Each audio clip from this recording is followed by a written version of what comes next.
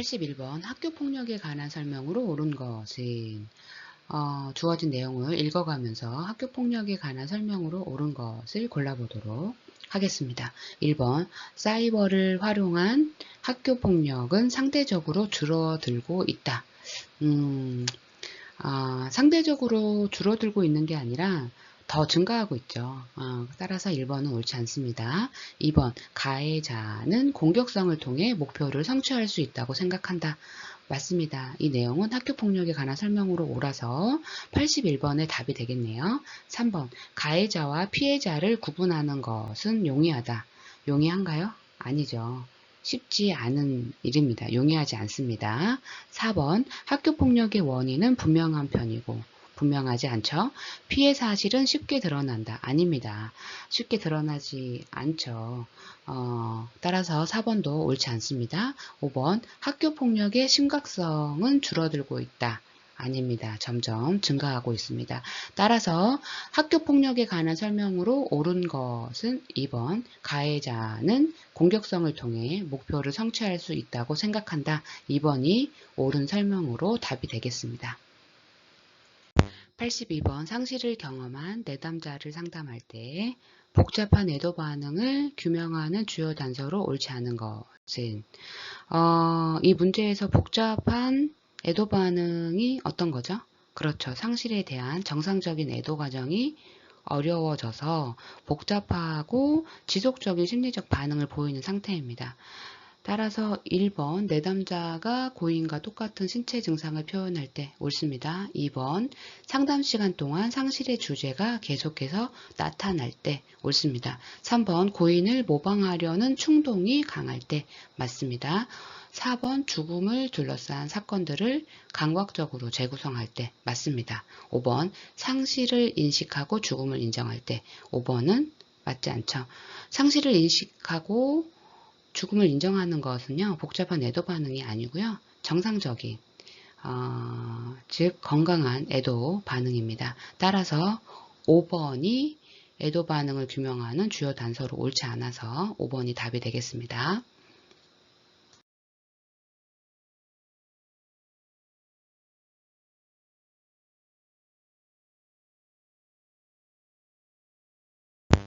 (83번) 집단 따돌림의 특성으로 옳지 않은 것은 주어진 내용을 읽어보도록 하겠습니다.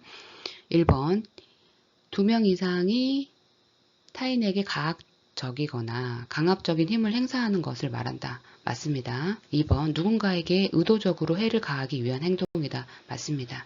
3번 주로 일회성 행동이 더 많다. 아닙니다. 일회성이 아니죠. 지속적이죠. 왜냐하면 집단 따돌림이라는 것이 한 집단 내에서 특정 개인이나 소수를 지속적으로 배제하거나 고립시키는 행동을 말하기 때문이죠. 따라서 일회가 아니라 지속적이어서 3번은 옳지 않습니다. 그래서 83번의 답이 되겠습니다. 4번 2017년 학교폭력 실태조사 결과 언어폭력 다음으로 집단 따돌림이 높게 나타났다. 맞습니다. 5번 가해자와 피해자 간의 힘의 불균형이 존재한다. 맞습니다. 따라서 83번 집단 따돌림의 특성으로 옳지 않는 것은 3번 주로 일회성 행동이 더 많다. 여기에서 일회성이 아니라 지속적인 표현이 맞기 때문에 3번이 답이 되겠습니다. 84번 위기의 분류 중 상황적 위기에 해당하지 않는 것은 위기의 유형 중에 상황적 위기는 그렇죠. 예기치 못한 사건으로 발생하는 우발적 위기입니다. 실직이라던가 질병, 이혼, 재난 등 이런 것들이 포함이 됩니다. 주어진 내용을 보면 해당이 안 되는 게 하나 있죠. 1번이죠. 결혼 생활의 적응입니다. 결혼 생활의 적응은요, 위기의 유형 중에 한 가지죠. 발달적 위기에 포함되는 내용이고요. 발달 과정의 전환기의 역할 변화로 인한 긴장과 대처 부족으로 발생하는 위기인 거죠. 예를 들어서 학교 입학, 결혼, 퇴직 등의 내용들이 있습니다. 그래서 1번 결혼 생활의 적응은 위기 유형 중에 발달적 위기이므로 84번에서 상황적 위기에 해당되지 않아서 답이 됩니다.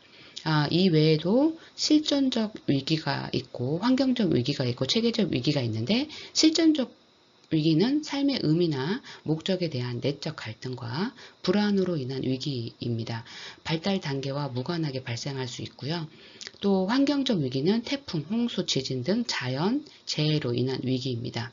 그리고 체계적 위기는요, 개인 간 상호 관계와 사회 체계와 관련된 위기입니다.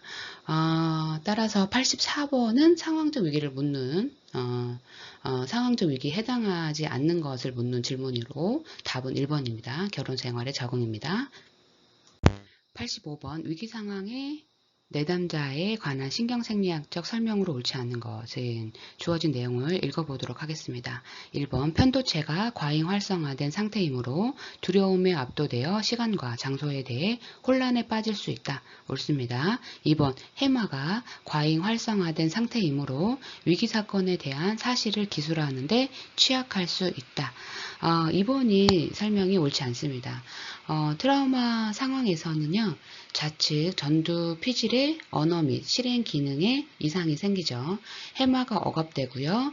기억 저장 및 인출이 어려워집니다. 또한 베르니케 영역과 브로카 영역의 혈류량이 감소해서요. 말로 표현하는 데 어려움을 겪게 됩니다.